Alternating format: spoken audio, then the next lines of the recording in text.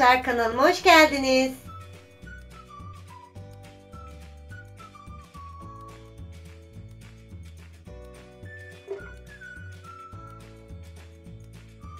Evet arkadaşlar, şimdi şehriyeli pirinç pilavı yapacağım. Çocuklarım akşam yemeği için, yanında yemeğim var. Pirinç pilavı yapacağım. Onun tarifini size sunmak istiyorum. Yapmak isteyenler benden bakıp da yapabilirler. Ben çok güzel yapıyorum, tane tane. Umarım siz de memnun kalırsınız. Şimdi öncelikle şu kadar tereyağı koydum. Üzerine tenceremin şu kadar yeterli. Şu kadar da sıvı yağ koydum. Bunun ısınması lazım. Tereyağının erimesi lazım. Ondan sonra yine devam edeceğim.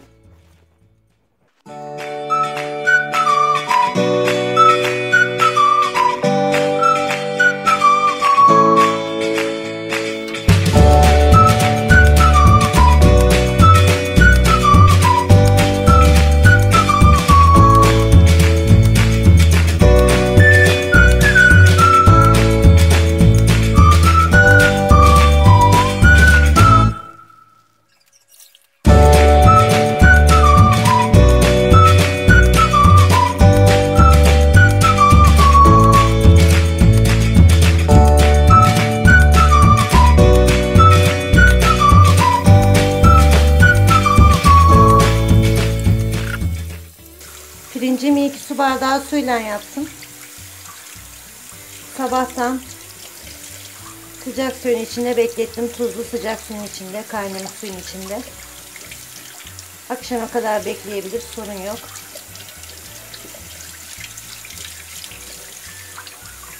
Şimdi tuzu gitsin diye iyice yıkıyorum pirincimi.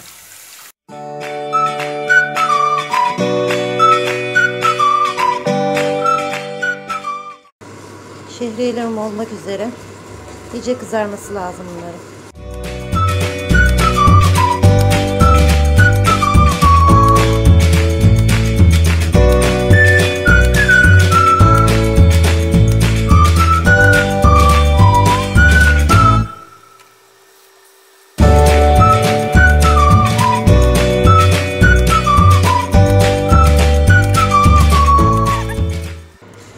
Su bardağı pirince yaklaşık 3 su bardağı su konuluyor ama ben şehriye de koyduğum için yarım bardak da onun için koyuyorum. Yani 3,5 su bardağı su koyacağım. Şimdi suyum kaynamak üzere. İçine bir tane bulyon atıyorum. Aslında tavuk suyu olsa daha iyi olur. Tavuk bulyon atıyorum. Tavuk suyu olsa daha iyi olur ama şu an elimde kalmamış, o yüzden bulyon atmak zorundayım.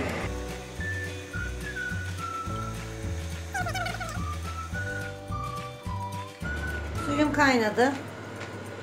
Pirinçlerimi şöyle düz bir şekilde kavrulduktan sonra, tabii ki düz bir şekilde yayıp, tencereye yayıp sıcak suyunu ilave ediyorum.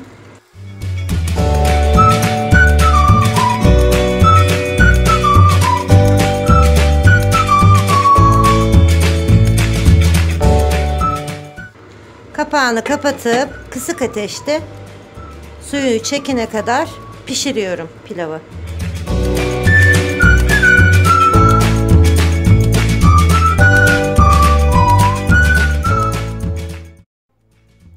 Pilavım pişti arkadaşlar.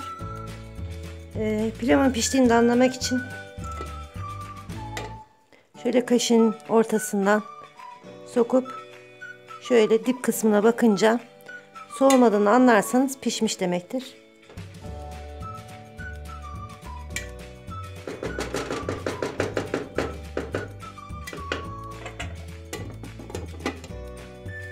...5-10 dakika dinlendikten sonra yemeği hazırdır. Size de afiyet olsun, bize de.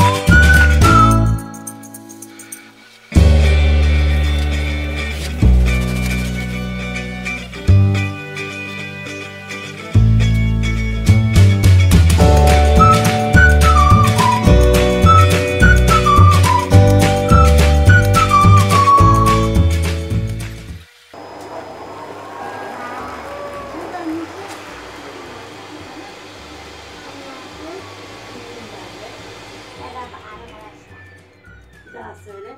Merhaba arkadaşlar. Ne diyecektin bir de? Annemin kanalına. Annemin kanalına abone olmayı unutmayın arkadaşlar.